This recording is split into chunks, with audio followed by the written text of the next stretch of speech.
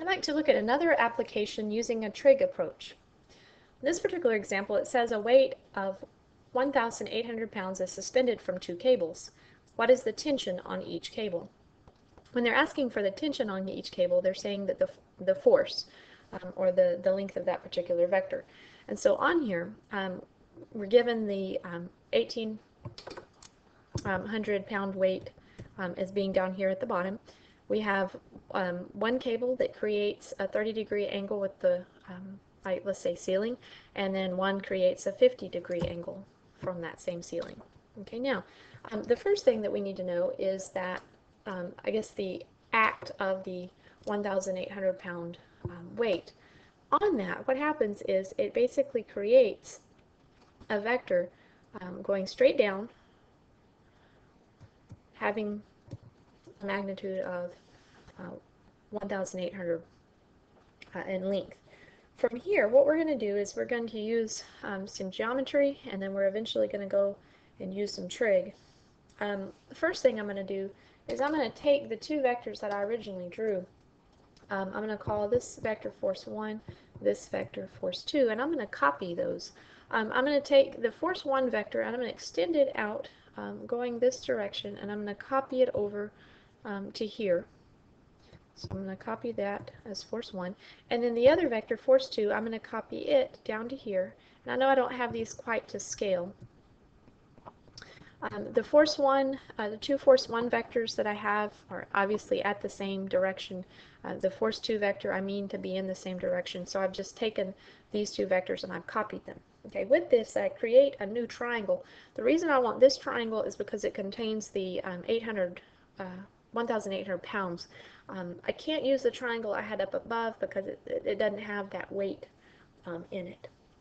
Okay, now from here, I'm going to have to go and do a couple of things as far as angles, because I've got to be able to figure out some of the angles in this new triangle that I have down below. What I'm going to do, the 1,800 pounds came from straight up above, and so that was a perpendicular line through this triangle. That would have been a right angle there. If that was a right angle, we know that the angle in here has got to be 40 degrees.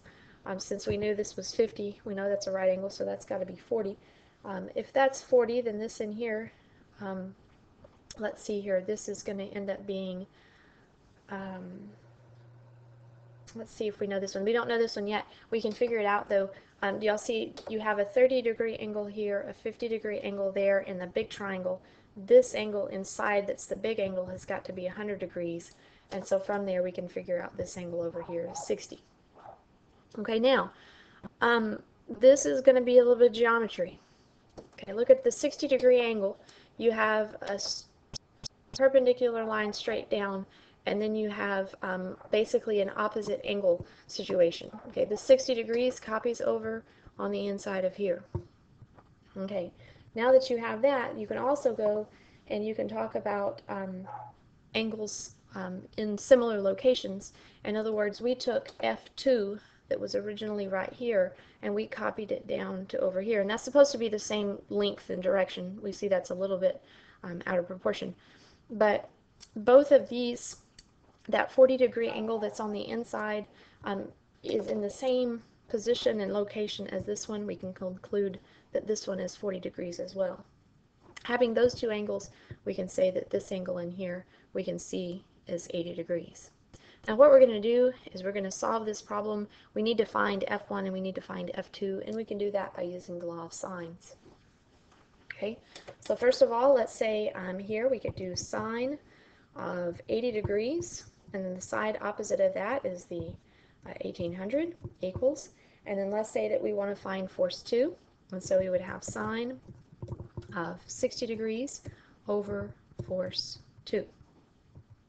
Okay, now I'm going to leave out some steps. Solving this equation for that force 2 would result in 1800 times the sine of 60 degrees, and then divided by the sine of 80 degrees.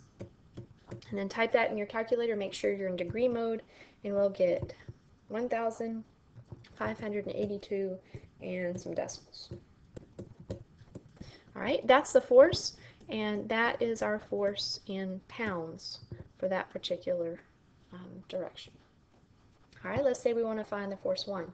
We can use sine of 80 degrees over 1800 equals, and looking back up at our picture, we see that force 1 is opposite the 40 degrees, and so we can say sine of 40 degrees over force 1.